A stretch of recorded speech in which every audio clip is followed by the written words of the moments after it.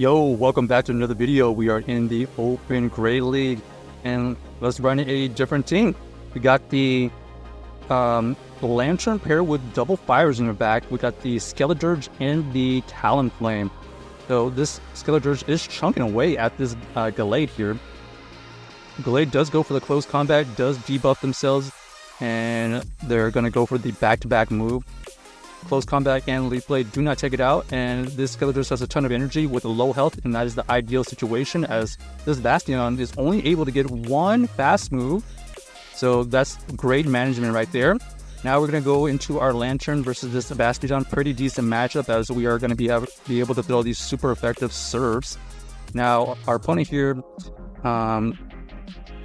we don't know what's in the back for now, but we're going to try to farm up as much energy as possible. And in fact, we get to two serves are close to it. This serve will take out this Bastion. Our opponent does switch out into the Feraligatr. So Feraligatr lurking in the back. Shadow Feraligatr is going to be throwing super effective Hydro Cannons, but we do have two shields. So let's see if we can burn these Shadow Pokemon in the back. We got the Fly to go, and we get the last shield from our opponent. Now we know that we are going to force our opponent to use some energy, and we are able to get to another Fly. This Fly will take out this Feraligatr. Now, is this going to leave this Bastion enough health? So, is this going to leave enough health so this Bastion can get to another move? The answer is no, because we are somehow able to get to another Flame Charge to take out that Bastion. So, GG's to our opponent. Let's see what else we have. We do have the core of the Lanturn with the fires protecting each other, and we are met with a Clocksire. So Clocksire here is kind of a core breaker depending on the shield situation. Our opponent here does go for the tank of the Surf.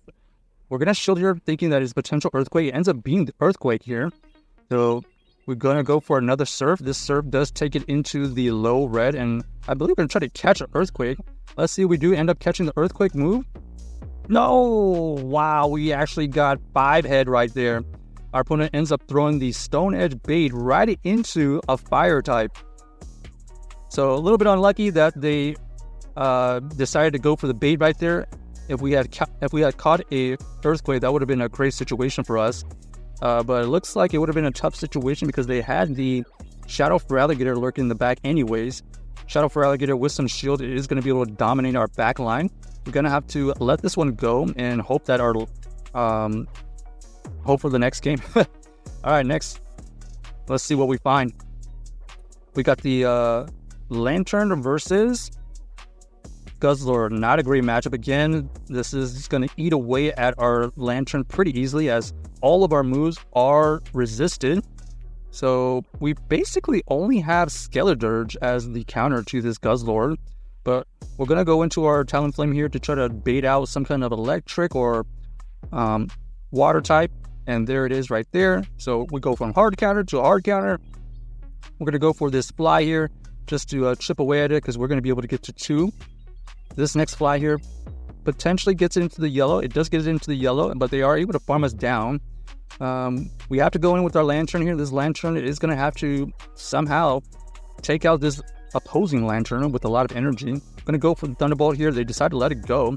That's pretty much as good as it's going to get because we're going to allow this one to go through. It ends up being the Surf, and now we're going to be able to farm down the opposing Lanturn. We're going to switch out into the Skeledirge as soon as they show the Guzzler, but they do have the Feraligatr in the back, so ends up being double water in the back against by double fire. A little bit unfortunate, but it is what it is.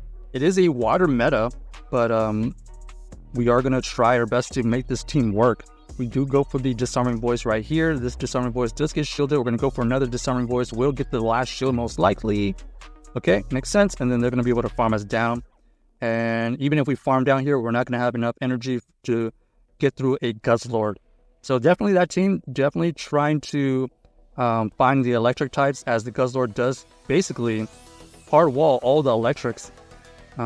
Except for the Chargebugs. Chargebug with the X-Scissor potentially has a chance. Alright, here we go. We got the Grass type in the front. We're going to switch out immediately. Ends up being the Druddigon.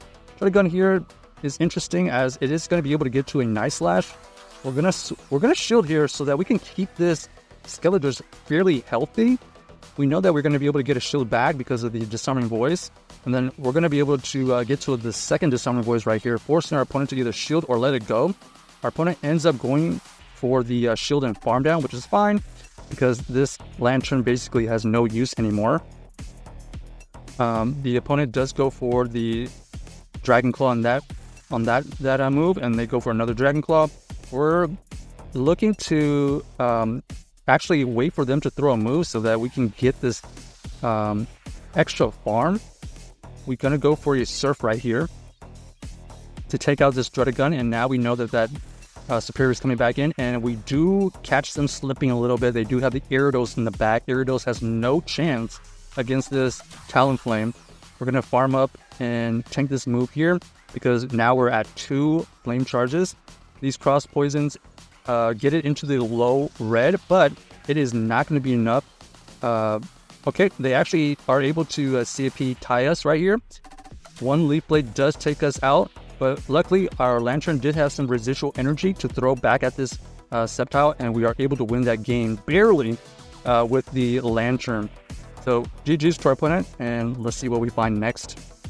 So we did get a little bit lucky in that last game, finding the Core Breaker of Talonflame, and let's see if we can continue that streak. Okay, a shiny Oranguru versus our Lanturn here.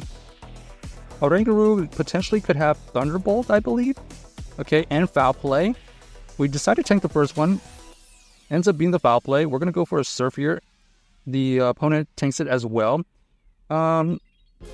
Let's see if our opponent shields at this. Okay, they do decide to shield, so we're going to switch on to the Talonflame.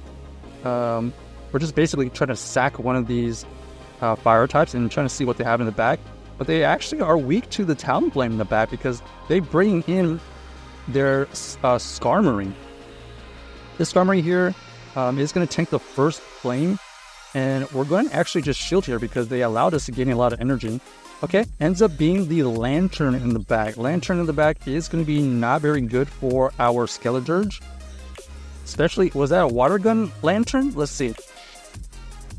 We're going to go into our Lanturn ourselves. Our opponent does have the Water Gun version.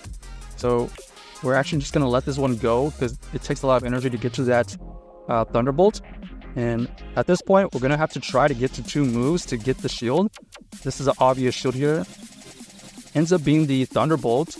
Okay, we're going to go up to our 2 Disarming Voices. This Disarming Voice does get shielded. We're going to go for another Disarming Voice right here to take out this Lanturn. And now we're going to see if we can somehow, some way beat this Oranguru with the fast move, and we are able to farm down. So GG's to our opponent right there, able to win with that backline. Check out this team if you haven't already, and let us know if you enjoyed the video.